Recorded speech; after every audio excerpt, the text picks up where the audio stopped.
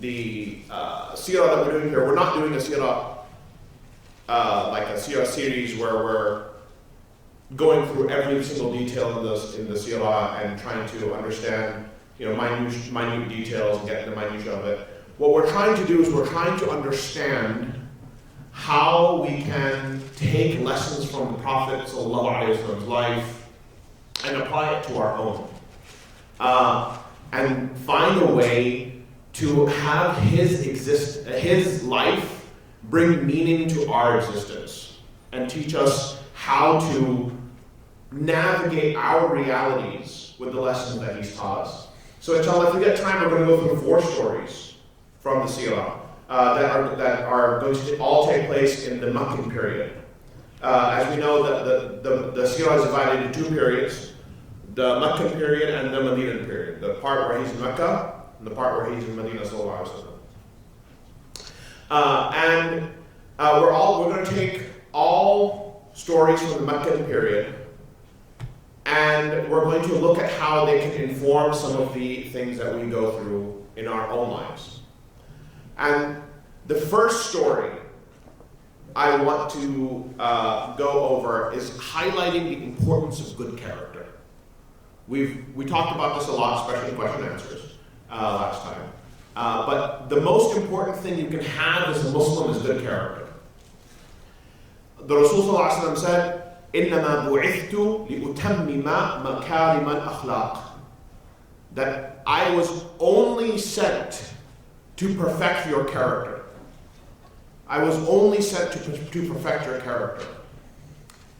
And so the first story that highlights the character of the Rasul sallallahu alaihi wasallam is the way that he sallallahu alaihi wasallam first announces to people that he's a prophet.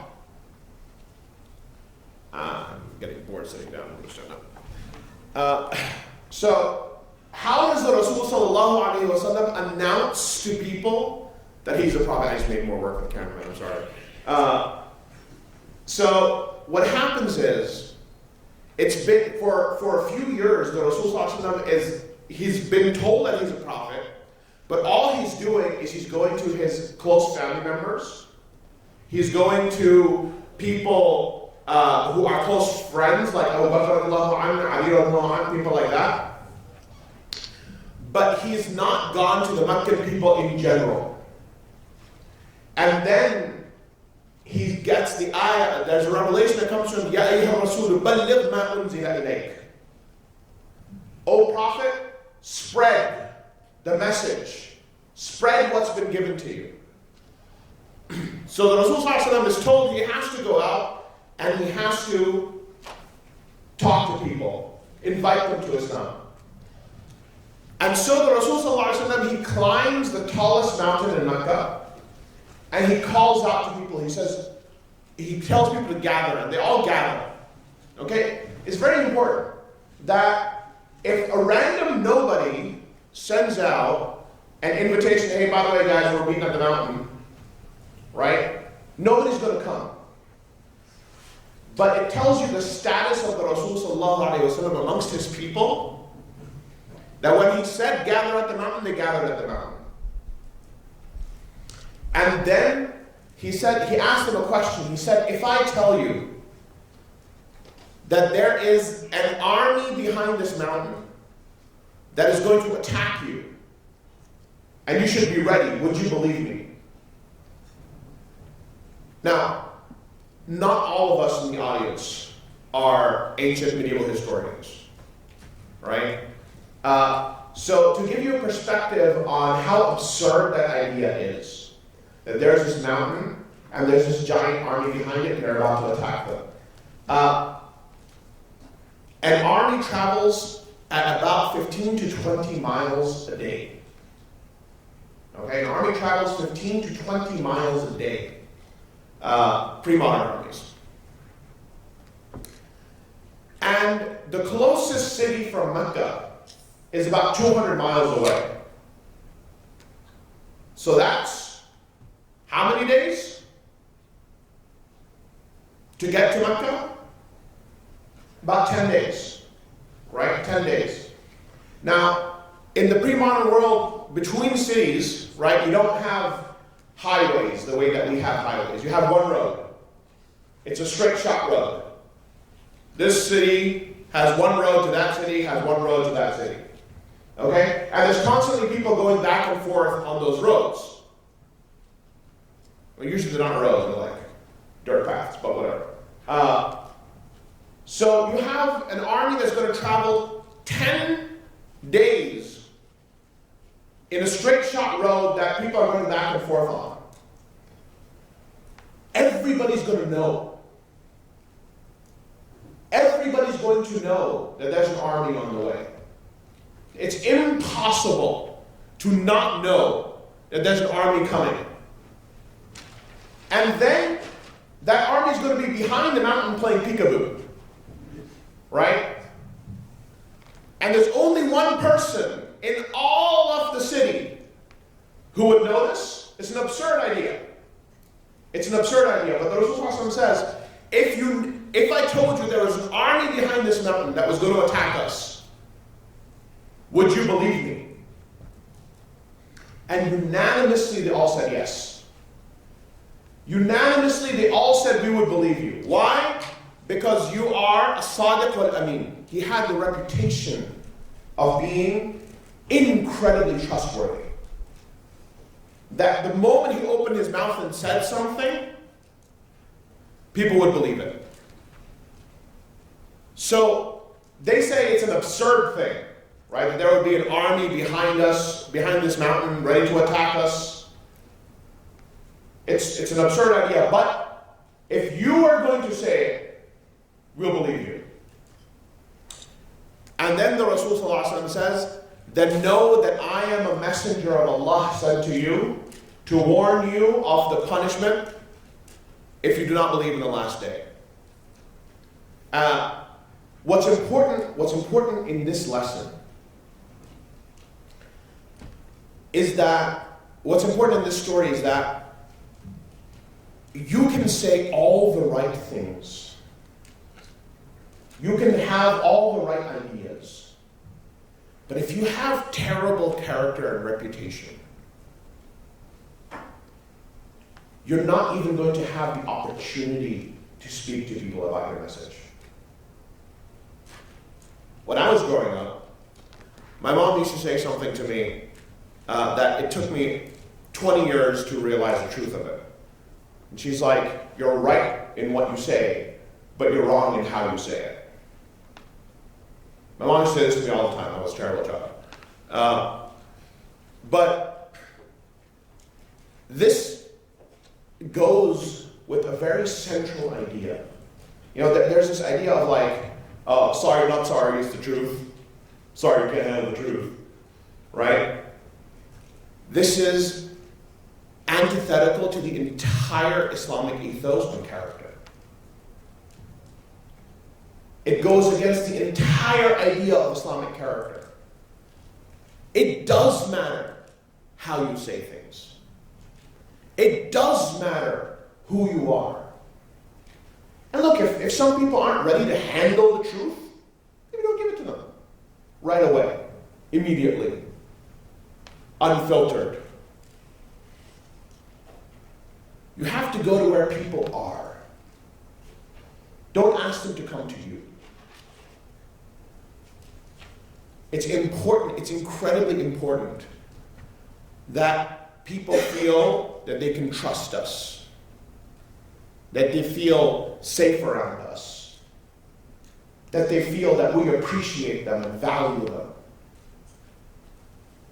Because if they don't feel like that, when you have something important to say, no one's going to listen to you. You know, the crazy thing about Makkah is they spent 13 years denying the Rasul sallallahu alaihi wasallam. But because they all loved him so much for 40 years, they loved him so much for 40 years, none of their denials made sense to anybody. They loved him so much for 40 years, they all knew they were lying. And it all goes back to the character the person of the Rasul sallallahu alaihi wasallam. So the most important thing for you, just as you focus on, I have goals for, I want to pray 5 times a day to be a better Muslim. I want to be able to read the Quran to be a better Muslim. I want to, during Ramadan, I want to fast all the fasts to be a better Muslim. Just like that, you want to have a kinder, a gentler, more appreciative, more valuing, personal character to be a better Muslim. Allah subhanahu wa ta'ala praises the Rasul sallallahu alaihi wasallam in many places in the Quran. And all of them have to do with his character. Like, for example, none of them say, Ya Rasulullah, you pray so much, you're amazing. Ya Rasulullah, you fast so much, you're amazing. But when they talk, when Allah subhanahu wa ta'ala praises the Rasul sallallahu alaihi wasallam, he says, وَإِنَّكَ لَعَلَى خُلُقٍ عَظِيمٍ, that you have immense, majestic character. Allah subhanahu wa ta'ala says, فَبِمَا رَحْمَةٍ مِّنَ اللَّهِ لِنْتَ لَهُمْ وَلَوْ كُنْتَ فَظًّا غَلِيظَ الْقَلْبِ لَانْفَضُّوا مِنْ حَوْلِكَ. It says, it's from the mercy of Allah that you were easygoing, lenient with them. You were kind and compassionate. And if you had been rough, and you had been angry, they would have run away from being around you. So, our lesson from the first story is not just, there's a lot of lessons we can take from the first story. But the lesson that I want to take from this story, the most important lesson for me, is that in order to ever deliver any kind of message with any kind of authenticity, you have to be known and appreciated for who you are. And the only way to demand respect is to be respectable. It's the only way to demand respect. You can't be a horrible, mean, annoying person and then stand up and say, hey, y'all gotta respect me. No one's gonna respect you. But if you have excellent character, you are kind and appreciative, loving with everyone, and you have good thoughts, good ideas, then people are going to respect you. You have to be, in order to be respected, you have to be respectable. No one gives you respect. This is another important life lesson, by the way. No one gives you respect. You demand respect. And the only way you demand respect is by being respectable. And this is the most important thing that's going to come from this story of the Rasul sallallahu alaihi wasallam. And a lot of things happen from that moment on in the life of the Rasul sallallahu alaihi wasallam that are simultaneously amazing and very strange. And it all comes back to this core conflict that Quraysh has, right? Quraysh, the kuffar of Mecca, they have this core conflict. We love you, but we hate your guts. It's the core conflict of Quraysh. And Quraysh, the problem that they have with the Rasul sallallahu alaihi wasallam is that they absolutely love him. But they can't believe what he's going to say, what he's saying. And this puts them in a seriously difficult circumstance. Really seriously difficult position. Because if the Rasul sallallahu alaihi wasallam, if they didn't love him so much, it would be so easy to just be like, who is this guy? We never liked you. Go away. But they're put in this very strange, odd situation where they simultaneously say, we love you. Right? when some of the nobles of Quraysh used to go traveling, like this is back in the day, right? They didn't have lock boxes and safes. What they would do, if you went traveling and you had like stuff in your house, what you would do that you don't want people to steal, you would go and you'd give it to somebody who wasn't traveling that you trust. You're like, by the way, this is mine. When I come back, I want all of it. The people who were his biggest enemies used to leave their things with him when they went traveling. Because this is the core concept of Quraysh, is everybody agreed that he is the most amazing person in the city. He's a person of the best character. He's a person that you can trust. The person who will be there for anybody. But he's challenging us in our beliefs. This is the second thing I want to take away from the early story of the Rasul.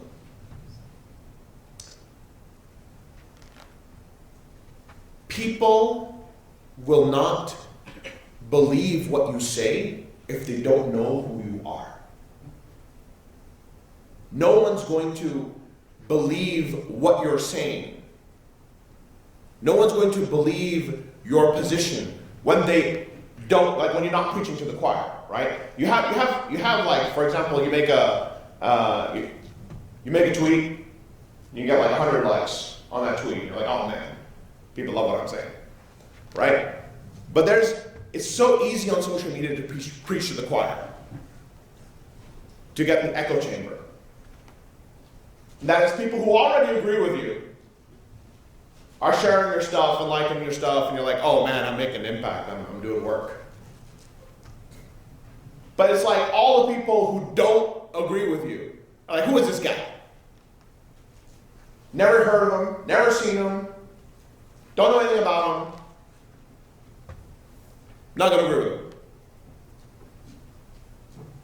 It's actually very hard to get anybody to listen to you if they don't know who you are and they don't respect you. And this is why personal relationships are the most important thing when it comes to the spread of ideas. Personal relationships. Because the only thing, they say in communication there's barriers in communication. You can say something, and if it hits a barrier, it bounces off, it comes back. It doesn't go into the person's ear. And the way you bring down barriers, the strongest, most powerful way to bring down a barrier is somebody knows you and respects you. And this was the case with the Rasul in Mecca. People knew him and they respected him. Bismillahirrahmanirrahim. Salatu wassalamu ala ashrafil anbiya wal mursalin sayyidina mawlana Muhammad alladhi mab'utha rahmatan lil alamin. Welcome back. Inshallah, we'll continue with the second story. The second story is a little interesting. It's about when we make assumptions about people's worth and value. When we make assumptions about people's worth and value relative to other people. Right? Some people are more important, some people are less important. Some people are more worth spending time on, some people are less worth spending time on.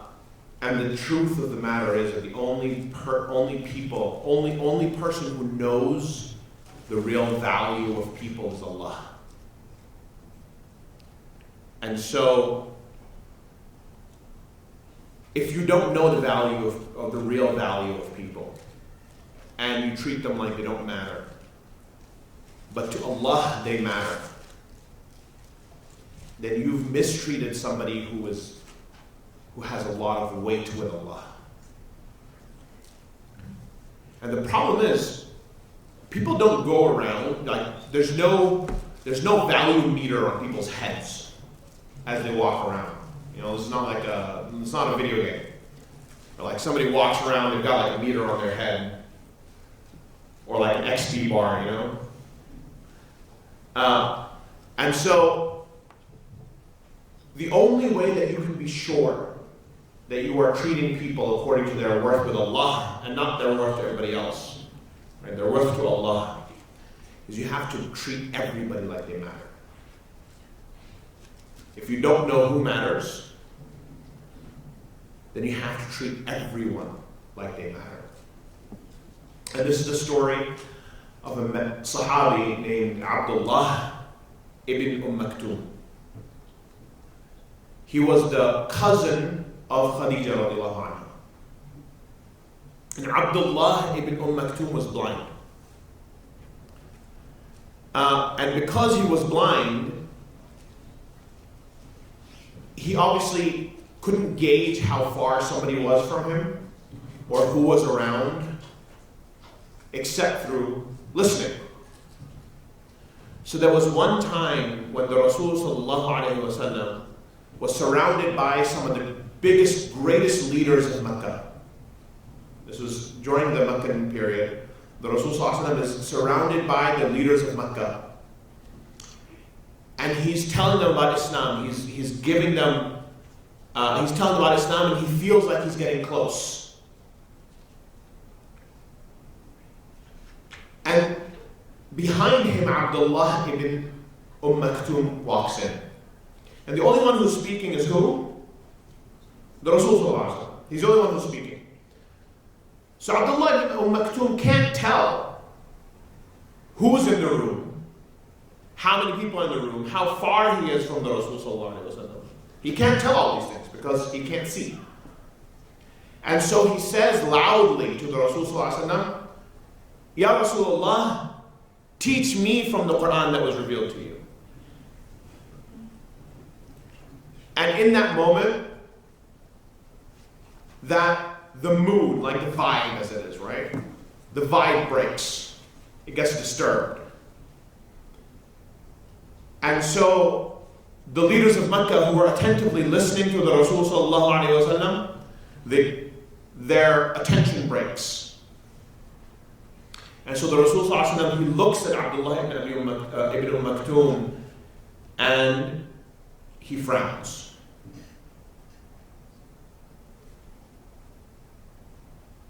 Can Abdullah ibn Maktoum see him frown?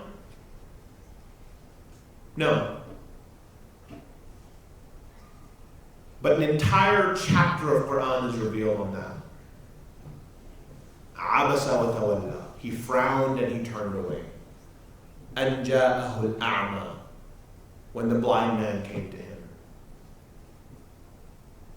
An entire surah of the Quran is revealed for the moment where the Rasul sallallahu alaihi wasallam looks at Abdullah ibn Maktoum and frowns and turns back. Because Abdullah ibn Maktoum didn't see the Rasul sallallahu alaihi wasallam frown. But Allah did. Allah saw him frown. And if you look at it from the perspective of the Rasul sallallahu alaihi wasallam, he didn't say anything mean. He didn't do anything wrong, right? He is focused on the leaders of Mecca. So it's not like he's doing anything wrong. But this whole story happens to teach us a lesson. Right? The Quran comes and says, why don't you teach the one who's coming to you to learn? What about these people who think that they're all that? All these celebrities of Mecca and all their leaders, they think they're all that. But there's this one guy who's coming to you to learn, who's coming to you, and you're turning away from him. This is not about, the Rasul sallallahu alaihi wasallam didn't do anything wrong. But it's teaching us two very valuable lessons. The whole story happens to teach us two very valuable lessons. First, we don't know what the worth of people is in the eyes of Allah. Abdullah ibn Maktoum turns out to be an incredible Sahabi. Incredible Sahabi. He was blind, and so for the first few times when the Rasul sallallahu alaihi wasallam went out to battle, so he would go out to battle, and he would take the army with him of the Muslims. There'd be nobody left to govern Medina. So the person he used to leave in charge to govern Medina was Abdullah ibn Maktoum. And after a while, Abdullah ibn Maktoum became very sad that he couldn't contribute to the struggle. Because at that time, the kuffar were attacking the Muslims from all directions. And they were constantly going out and fighting. And Abdullah ibn Maktoum became very sad that he couldn't participate. And so he went to the Rasul sallallahu alaihi wasallam. He said, if nothing else, let me hold the banner. Let me hold the flag. And he gave an incredible reason as to why he wanted to hold the flag. He said, people become scared and run away from what they see. And I can't see. So when others are running, I won't. And the flag will stay there. And from that moment on, he became the standard bearer, the flag holder for the army. And it continued in the time of Umar radiallahu anhu. When Umar radiallahu anhu was, there was a war in which the Byzantines and the Sassanids had allied against the Muslims. And Umar radiallahu anhu sent one army to the Byzantines and one army to the Persians. And in the army of the Persians, the army that he sent with the Persians, the flag holder was Abdullah ibn Maktoum. And the battle was furious.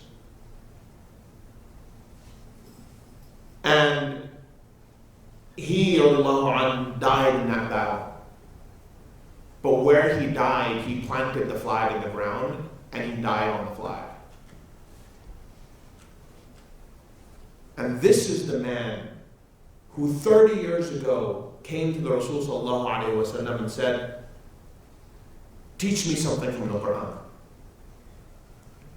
And the Rasul sallallahu alaihi wasallam frowned and turned away.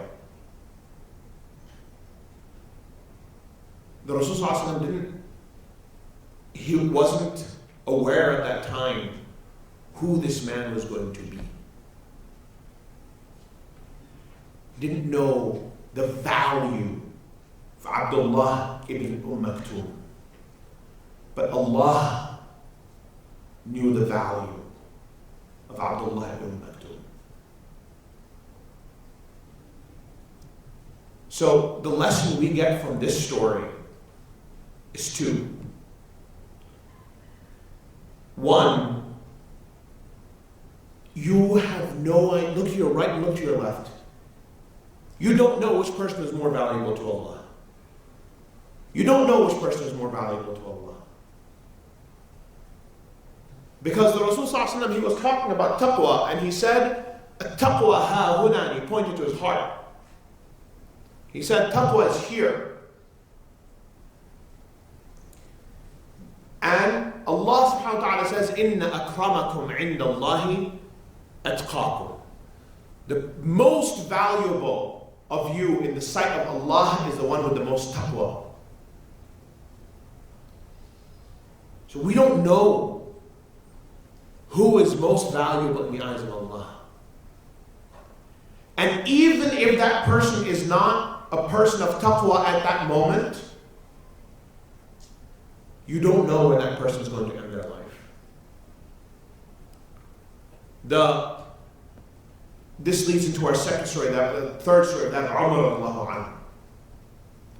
Umar radiallahu anhu, Umar ibn al-Khattab, the second Khalifa, was renowned for how much he used to persecute the Muslims. He was renowned for how much he used to hate Islam. And the Rasul sallallahu alaihi wasallam, he made a dua. He said, Ya Allah, ennoble Islam, strengthen Islam through ihda al-umrayn, from one of the two Umars. The two Umars were Abu Jahl and Umar ibn al-Khattab. And one day Umar ibn Khattab radiallahu anhu, was going and he caught one of the Muslims and he was like hitting him, as you do. And he said to him, "Why are you after me? Go look at your own house." And Umar ibn Khattab said, "What do you mean, look at my own house?" He said, "Your sister is Muslim. You don't know that?" And Umar ibn Khattab freaked out. Here he is, big man of Mecca.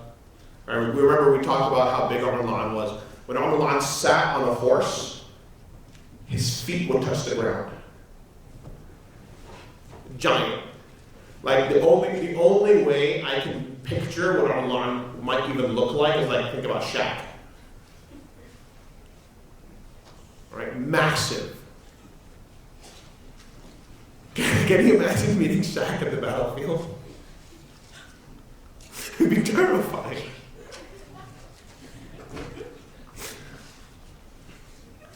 And that's the only way I can picture Umar is like, it's just this massive man that everybody looks up to and goes, no. Right? But Umar goes to his sister's house and he hears her reciting Quran. And he bursts into the door. And the moment he bursts into the door, her husband hides in the closet. Because he's terrified at this point, right? And he says, like, he hears her reciting Quran, and he says to her, you know, "What are you doing? Have you left the religion of your fathers?" And he hits her. And when he hits her, she starts bleeding. And when she starts bleeding, he comes to his senses. Because he's realized he hurt somebody he really loves. And so when she starts bleeding, he comes to his senses and he tells her, like, "Okay, you know, let's calm down. Tell me what you were reciting." And when he says, "Tell me what you were reciting," her husband like comes out of the closet. And you know, he says, no, you can't touch the Quran without doing wudu. So he goes and he does wudu. By the way, that rule of you can't touch the Quran without wudu doesn't apply to non-Muslims because non-Muslims in general can't touch the Quran. This was just them trying to, you know, put some cold water on his face. So then he comes and he reads from the Quran and it's Surah Taha. Taha, ma anzalna alayka al-Qur'ana litashqa illa tadhkiratan liman yakhsha. And Umar it's like he's hearing it for the first time. Because in all other circumstances, right? This goes back to our first point about relationships. In all other circumstances, he's hearing the Quran being recited and he's very angry and there's these communication barriers. But now he comes into his sister's house, whom he loves very much. His sister is reciting it to him after he has done something that he's regretful for. Right? These are all barriers of communication being removed. And then when he hears it, it's like he's hearing it for the first time. And he shook. He shook and he says, you know, I'm going to go see the Rasul Sallallahu Alaihi Wasallam. And some narrations say that he had actually, before his purpose of leaving his house was to go kill the Rasul Sallallahu Alaihi Wasallam, so he had a sword with him. This was before he met his sister, of course. But when he gets to the door of the Rasul Sallallahu Alaihi Wasallam, he still has a sword with him. So you can imagine this giant man with a big sword knocking on the door. All the Sahaba go and hide. Nobody wants to take on Umar. All the Sahaba go and hide. Except for whom? The Rasul sallallahu alaihi wasallam. He opens the door, he grabs the Umar line by the shirt and he starts shaking him. He said, "Isn't it time, Umar? Isn't it time?" And Umar line falls to his knees.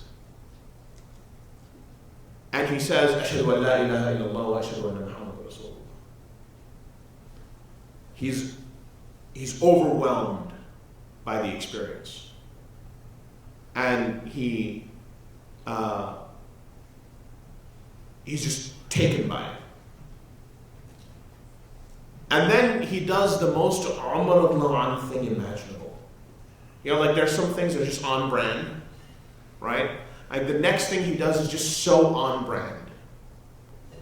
Where like, he says to the Rasul sallallahu alaihi wasallam, "I'm going to go and I'm going to declare in front of all of Mecca that I've become Muslim." And the Rasul sallallahu alaihi wasallam is like, they're going to beat you. And he says, "Aren't we on the truth?" He's like, "Yes." So he's like, "I'm doing it." So he goes to the Kaaba and he declares to everybody in front of the Kaaba that I've become Muslim. And people are furious. Furious. And so they attack him. But they're attacking Umar, right? So it's like that scene from, what movie was it? Where it's like, I'm not trapped here with you, you're trapped in here with me. Right? So like everybody who attacks him goes back beaten up. And Umar La'an is like, he's fine. Now, Umar La'an, you know, when they made the Hijrah, I told the story last time too, it's a great story. When they made the Hijrah, everybody was sneaking out in the middle of the night. When they were leaving from Mecca to Medina, they were all sneaking out. Because if they were caught, the Quraysh would kill them. Except for Allah. He packs his bags, he loads his camel in the middle of the day, and he walks to the exit of the city. And there he makes a declaration. He says, "If anybody wants to make their mothers and their wives very sad, try to stop me." And then he walks out of the city. Were warriors, and they dedicated themselves to be the best warriors. Why? Because they were going to protect the Muslims. Some of them were businessmen, and they dedicated themselves to be the best businessmen. Why? Because they were going to bring wealth to the Muslims. Islam has no need for mediocrity. Islam has no need for mediocrity.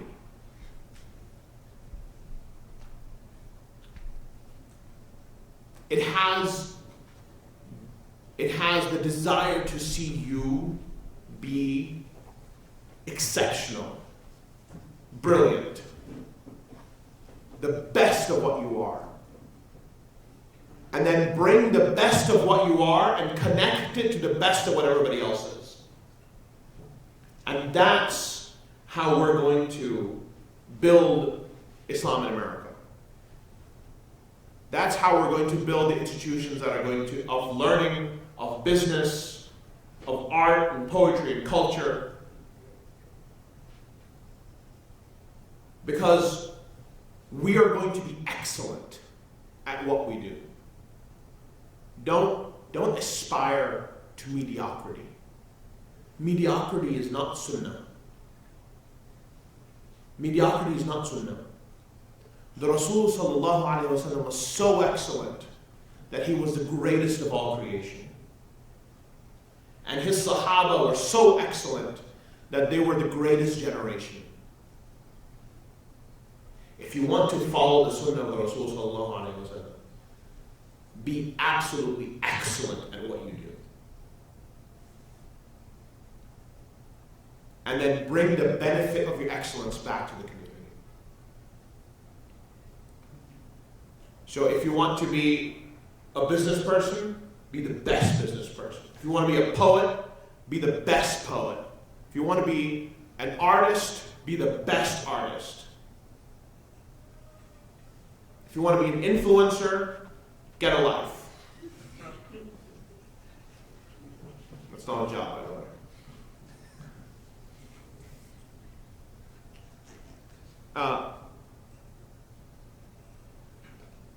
But that is the crux, really, of Islam.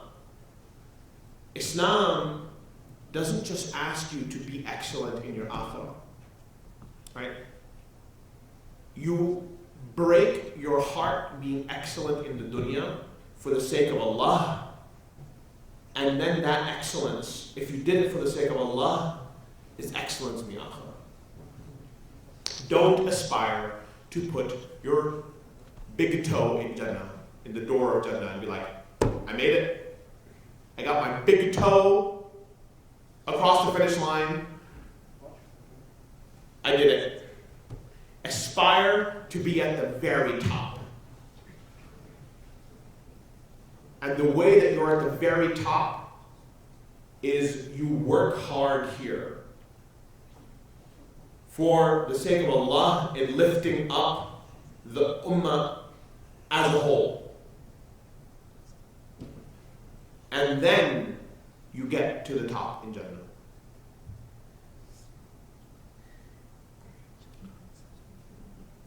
And this is the last point I'm going to make, then we'll open up for question and answers. Next time, I know I was going to do like triumph, right? But we're going to add sorrow and triumph together for next time. There is nobody who saw sorrow like the Rasul. All of his children, except for one, died when he was still alive.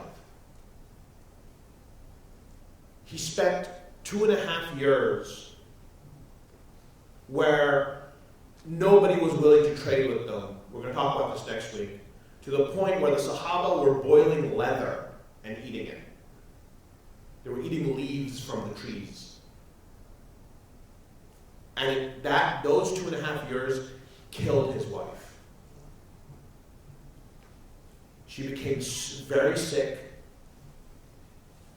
and the malnourishment and the stress killed her. The Rasul, nobody has seen sorrow like the sorrow of the Rasul. But there's this line, there's this couplet, it's one of the most powerful couplets I've ever read, by a poet named Allama Iqbal, where he says, Tu bacha bacha ke na rakhe ise, tera aina hai wo aina, ke shikasta ho to aziz tar hai nigahe aina saaz mein. Says, don't jealously protect it. Your mirror is such a mirror. The mirror, in Rumi's parlance, is the heart. The mirror is the heart. It says, don't jealously protect it. Your mirror is such a mirror that when it's broken, it has more value in the eyes of the mirror maker. When you try hard, when you shoot for the stars, you will break your heart, I promise you. I promise you. When you try hard, when you shoot for the stars, when you try to be excellent, to be brilliant, to reach the full potential that you have within you, you will break your heart. It is going to be painful. But there's two things. One, all the pain that you put yourself through for the sake of Allah, right? You're not trying to be Jeff Bezos, where you just want to have lots and lots of money. You want to do something with that money. You want to do something with that art. You want to do something with the 2 million Instagram followers. Right? You want to do something with the art that you're going after, the fun, the art that you're going after. When you break your heart for that, every little ounce of pain that you go through brings you closer to Allah. Every little ounce of sorrow, of grief, of anxiety, of fear, of frustration makes you more beloved in the eyes of Allah. And when you do things for the sake of Allah and you break your heart in them, your own emotions become the thing that connect you back to Allah. So don't fear breaking your heart. Go break your heart once. Go break it twice. Break it 100 times. I'm not talking about girls here, by the way. Like, oh, Brother Saad told me to break my heart with girls. That's not what I mean. Right? Like, want something, passionately go after it, fail. Fail once. Fail twice. Fail 100 times. But as long as you're trying and your goal is the service of Allah, then you are, every time you fail, you're becoming closer to Allah. Because failure in the dunya is not failure in the akhirah. Failure in the dunya is not failure in the akhirah. You might fail your 10th business, but each one of those was a success in bringing you closer to Allah. You might fail in all of your paintings. Like, you made one painting was terrible, you made the second painting was terrible, you made the third painting was terrible. Even you looked at it and was like, wow, what was I doing? You know? But in each one of those failures, you are closer to Allah. That is what is going to build Islam. When you don't have the fear of failure, you have the desire, the aspiration for brilliance. That's what's going to build Islam. Don't protect yourself. The enemy of brilliance is safety. Don't be safe. Be brilliant. Okay, that's my soapbox speech. So inshallah, we'll take questions from the website. Yes. So you go to onlinequestions.org and enter the code 109222, today's date, and enter any relevant questions, please. Thank you. Yeah, we're not going to continue last week's session, impromptu session on 20 questions on marriage.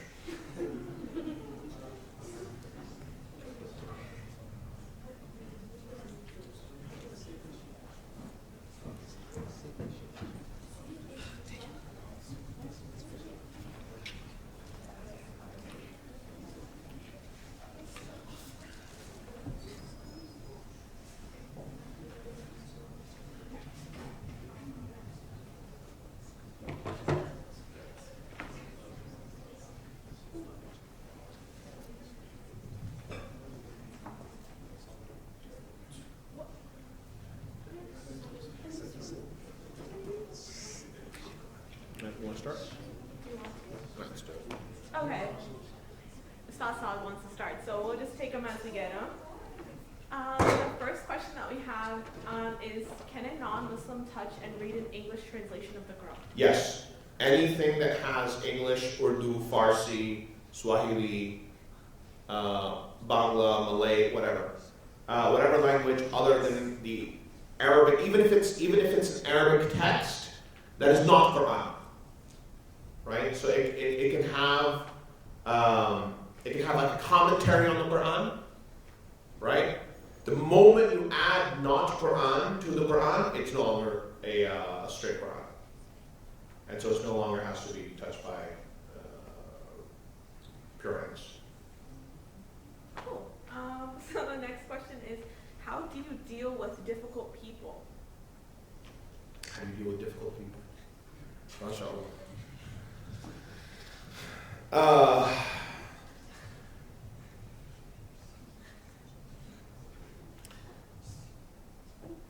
There's two extremes, and then there's a middle path. One extreme is to, I mean, it depends on the difficult person, right? If a difficult person that is like a friend that you cannot be friends with, just don't be friends with them, right? But if it's a difficult person that's like your brother or your sister, I have 2 sisters, no comments. Then there's 2 extremes. One extreme is to have no boundaries whatsoever, and just let them walk all over you. And the other extreme is to have boundaries, but those boundaries are so, like, it's not boundaries. You've built a castle, and you've like put cannons on it, and then when somebody comes by, like, boom. These are 2 extremes. Now, there's a poem by Robert Frost called Good Fences Make Good Neighbors. I think the name of the poem is just Good Fences. And the idea is that boundaries actually help you have good relationships. It's like we sometimes feel like if we have boundaries, then our relationship will suffer. No, you'll actually have a better relationship if you have good boundaries. They can't be boundaries where it's like, I'm not going to do anything for you, it's all about me, and that type of stuff. But also, when you're able to vocalize that things are too much for you, things are becoming difficult for you, that allows both people to come to negotiate and compromises on things. I've known many people that have problems saying no, right? How many people know people that have problems saying no? Everybody knows those people, right? When you cannot say no, other people don't know that it's too much for you. The moment that you're able to say no, create that boundary of, I cannot do more than X, Y, Z.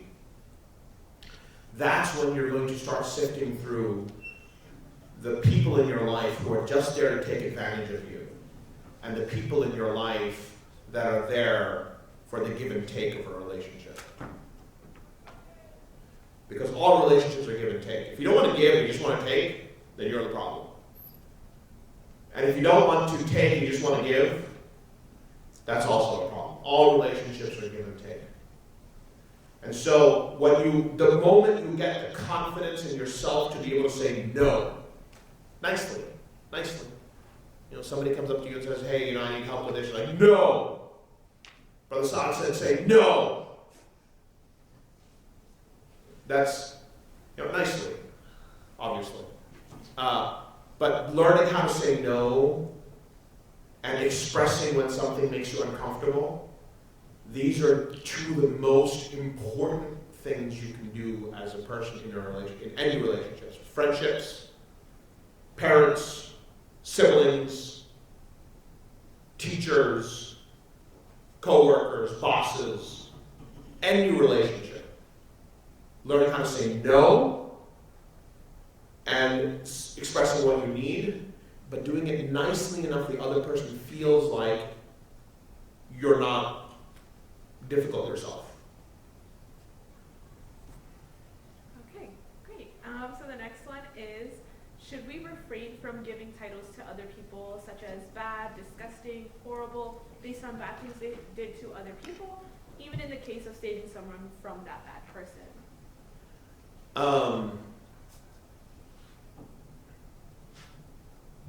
Yes and no. It's yes, but no. It depends, right? Like if somebody's like a serial, I don't know, what's disgusting? Killer, right? If somebody's a serial killer, you're like, I don't want to hurt his feelings. Maybe he's not that bad. It's just a bit misunderstood. Those 40 women, really, I don't know. there are certain things where it's like, no, you can be like, that guy's messed up, right? But then there's other things where it's like, you were at the party and the guy took 3 slices of pizza when everybody was supposed to take 2, right? And you're like, that guy has no boundaries. He doesn't follow rules. That means he's egotistical, right? There's extremes in everything, right? So it's very contextual. It's contextual. So on the one hand, you want to make sure that what you're saying about somebody has correlation to what they've actually done. There's no need to extrapolate, and go overboard. But let's say that there are 3 things in Islam that if somebody asks you for advice on, right, you don't hold back. The first is marriage. Somebody comes and says, I'm interested in that guy. What do you think of him? And this guy is like a serial womanizer. And you're like, I can't say that, that's backbiting. So you're like, oh no, he's a wonderful person. I love him like a brother. Right? No, that's lying. And that's withholding information that's very serious and a very serious life decision. The other is business. Somebody comes and is like, I want to put money in this guy's business. And you're like, oh man, he's just going to embezzle it. I know it. He has 9 houses, and each one of them is made from somebody else's money. Right? You can't hold that information back. That's information you have to be very upfront with. And the third thing is when they are in positions of authority. And you know things where they are dangerous. Not I went and asked him a question, and he said, I'm sorry, question time's over, and I was waiting for an hour. But this guy grooms people. Or this guy is financially, he has his hands in the cookie jar, right? This is not stuff that you can withhold. So those are the 3 situations in which you can just say straight whatever it is you have to say. In all of the situations, if you can't say something nice, don't gossip about it. Okay. Next one? The next one is, how can I work on improving my character? Watch entertainment videos. Yes, read Jordan Peterson's book. Make your bed every day. More seriously, there are books. There's this one book. I had actually taken a picture of it. I was going to send it to Ali so he could share it with everybody. It's a book about prophetic character. I'll send the book to you. There's some really good books about character. But nothing beats having a mentor with good character. Nothing beats that. If you hang around, the Rasul said that a good companion is like somebody who sells musk. Have you ever smelled musk? It's the most amazing smell. It's incredible. Although I wore musk to the class one day, and one of the students was like, "Why does it smell like catnip?" I was like, "It's very expensive catnip." Anyways, he said it's like somebody who sells musk, where if you hang out with him, eventually you start smelling like musk. And the example of a bad companion is like somebody who works at a blacksmith. We don't have really blacksmiths anymore, but it's like there's lots of smoke and fire and whatnot. Eventually you'll smell like that too. So you want a good character? Hang out with people with good character. You want to be a better Muslim? hang out with people who are better Muslims. You want to be, it's like, like networking, right? You got to network your Islam as well. You got to network your character. You got to network your salah and stuff like that. Okay, that's my answer for that. Network. All right. So the next one is, can you elaborate on what you meant about striving for excellence? For example, how does striving to be the best engineer get me close to Allah? What are you going to do with it? What are you going to do with it? The question is purpose, right? Guys like, okay, I'm doing my engineering degree, but I want to work a 9 to 5 and then come home and live my life. Your engineering degree is important depending on what you want to do with it. The best way that you can use your engineering degree is to become rich. I'm not even joking when I say this. Okay? Like, there's a reason why Lacy parents want you to be engineers. It's like engineers can make a pretty decent living. The best thing you can do with your degree is to become rich. Why?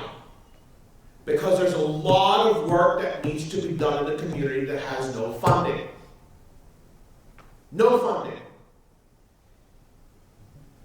There are, God knows how many Muslims in low-income neighborhoods that have no prospect for college, no prospect for getting out of cycles of poverty.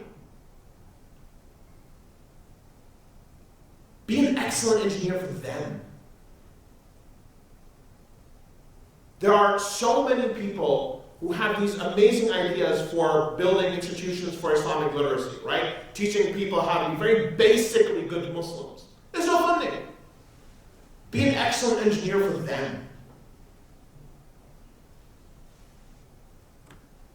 That's one of the most basic ways you can use your degree.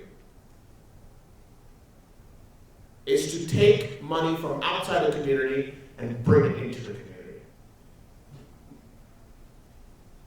Because we need it. We need it. There's a lot of work to do, and that work will all require lots and lots of money. Just being very realistic. All right. Next one is, I feel so blessed, more than the average person. What do I do with my guilt? Guilt. Guilt. Guilt for being blessed. Everything's a trial in life.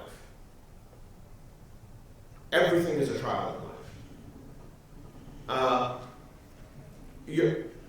Your blessings, Allah subhanahu wa ta'ala gave you good family, good home, good money, good food. Alhamdulillah. But that's all a test. Because the question is, what is shukr, right? There are two things. There's sabr and there's shukr. The people who are underprivileged, they have to do sabr. They have to have patience. And the people who have privilege, they have to do shukr. What is shukr? Shukr is not sitting there saying, thank you God so much. I love you so much. You gave me so much. And then going out and doing nothing with your life. That's not shukr. Shukr is when you acknowledge the privileges that Allah gave you, and for His sake, out of thanks to Him, you turn those privileges into resources for people who don't have it. So God gave you wealth. Alhamdulillah. What are you doing with it? Is it just sitting in your bank account? Did you buy lots of Tesla? Like, what are you doing with it? The way you show shukr is you find those who don't have wealth and you fund ways to get them out of poverty. Not like to give them subsistence where they're like, okay, you get $1,000 a month. No, get them education. Get them, there are barriers to getting out of poverty. Poverty elimination is very complicated. There are barriers to getting out of poverty. Get them all the things they need to get out of those situations. To build their own wealth. That's the best use of your wealth. That's how you do shukr for your wealth. You have knowledge, or you have, emotional stability. Be a resource for people who don't have emotional stability. That's how you do shukr. So there's no time for guilt. There's time for work. There's no time for guilt. Sitting in the back and being like, oh, I'm such a bad person, I'm rich. There's no time for guilt. There's time for work. So get at it. All right. So the next one is two parts. First is, what if I don't know what to become? And second is, what if you are mediocre at everything? I knew this one kid. I used to teach kindergarten for a while. And there was this one kid. I still remember him very well. I remember his name and everything. He was the most average kid I've ever met in my life.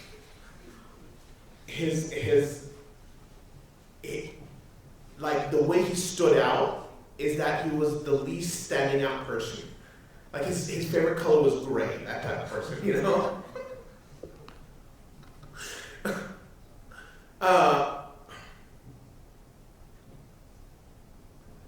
You do with what you have, right? This is an interesting thing. There's no talent is not socialist, right? So it's not like everybody has the same amount of talent, it's just distributed differently. There's some people that you look at them and you're like, I don't know which world you came from because you're amazing, like everything. And there's some people you look at them and you're like, I don't know what world you came from. So that actually does exist. Talent is not equally distributed amongst everybody. But you do with what God gave you. Talent is entirely given by Allah. You do with what Allah gave you. The most important thing, by the way, when I say mediocrity, I don't mean mediocrity relative to other people. I mean mediocrity relative to what you're capable of. Mediocrity is entirely personal. It's not relative to other people. Be the best that you can be, and you are as brilliant as Allah subhanahu wa ta'ala wanted you to be. But take the easy way out, and you'll be mediocre for yourself. So when I say don't aspire to mediocrity, I mean don't aspire to your own mediocrity. Mediocrity relative to what you're capable of. Not mediocrity compared to what everybody else is doing. Forget everybody else. At some level, the entire world is a communication between you and Allah. The whole world is communication between you and Allah. So don't look to your right, don't look to your left. Look inside and look up. And that's it. Be the best you can be. All right. How do you keep hope and keep going after breaking your heart? Oh, we will talk about that next time, for sure.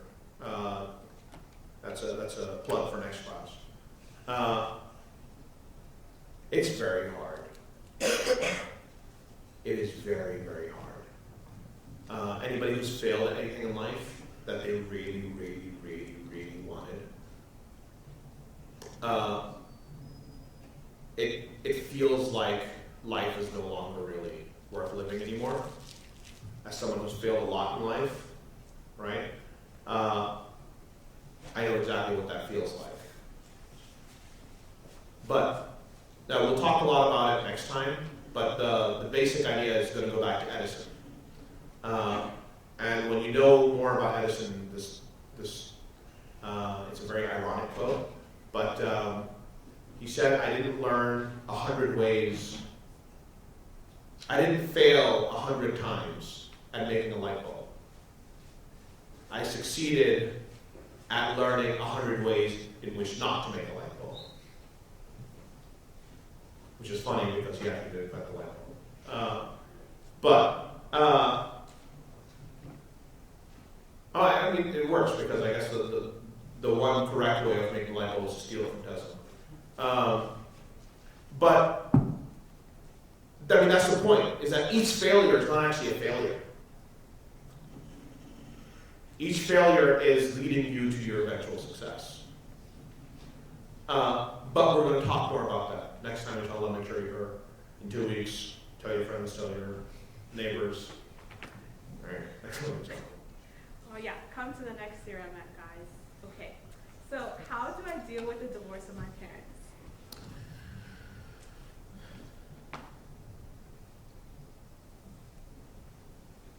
Okay, don't have time for that one. Okay. That would take a while. I would actually say, if that is something you're struggling with, if that is something that's really weighing you down, which obviously it is because you're asking a question about it, go see somebody and talk to them. Right? At Adams, we have 2 imams, Yashar Abdullah and Imam Nail, both of them, you can make an appointment with them and go see. The most important thing is, when life happens, you don't have to do life alone. It's the most important thing. So many people sit there and they're like, they hold all their frustration, all their pain, all their anguish, everything inside. And I'm looking at you guys mostly, right? Because with dudes, this is our MO. Our MO is like, you got run over by a truck, and the ambulance comes by and like, nah, I got this, bro. It's okay. I'll log it off. You don't have to. It doesn't make you less of a person to do that, to lean on people. That doesn't mean you lean on everybody. You're sitting on the train and says, hi, my name is Dave. By the way, I got hit by a truck. Right? You don't have to do that either. But there are some people in your life that are there for you to lean on. Your best friends, your siblings, if you have that relationship with them, your parents, if you have that relationship with them, your religious leaders, your imams, for example, right? Lean on people when you need to lean on someone. And then when it's their turn to lean, they'll lean on you. And that's how love grows between people, when you lean on each other. Okay.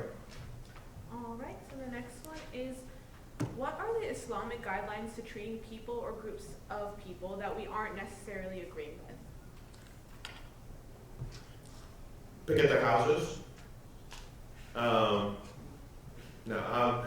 So you can disagree without being disagreeable. The Rasul, there's this powerful hadith of this man who was yelling at Abu Bakr al-Lawan. He was just going at him. It's like your house and your family and your mom, and he was just going at him, right? And the whole time Abu Bakr al-Lawan didn't say anything. And while this was happening, the Rasul was watching him and he was smiling. And then the man said something about the Rasul, and Abu Bakr al-Lawan cursed him. And the Rasul frowned. Abu Bakr al-Lawan was confused. He's like, man, while this guy was going at me, right, he was saying everything about everything, you were smiling. And then he said something about you.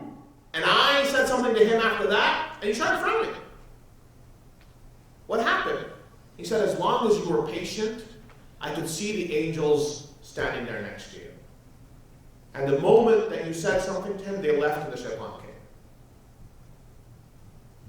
So yeah, we disagree. There's a lot of people we disagree with. Right? I remember when I was here, there was a local campus Crusaders for Christ, and we would like debate them and stuff. Okay, I would debate them for fun, but whatever.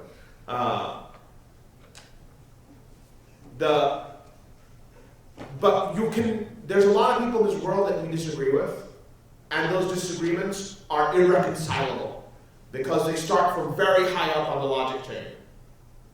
Like, is there a God? No. Yes. Well, you're not going to get much agreement from there on.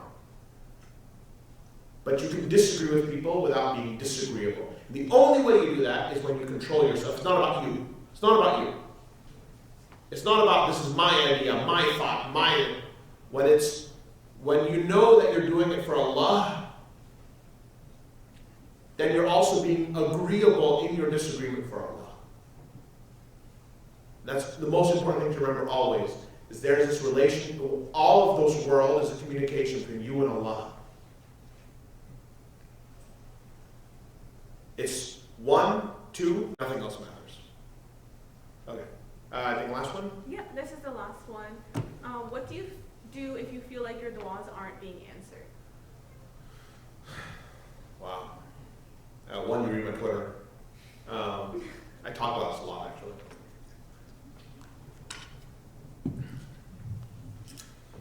I don't know how much I want to say on this. There's a lot to say on this. All right, I'll give you a more academic answer than a personal one. At some point, I might give a personal one as well. The academic answer is not all du'as are answered. This is an important point. Not all du'as are answered. Right? There's this Instagram du'a, right? Like the Instagram idea of du'a, which is like, oh, Allah is always going to give me something better. Not all du'as are answered. And how do we know whose du'a is not answered?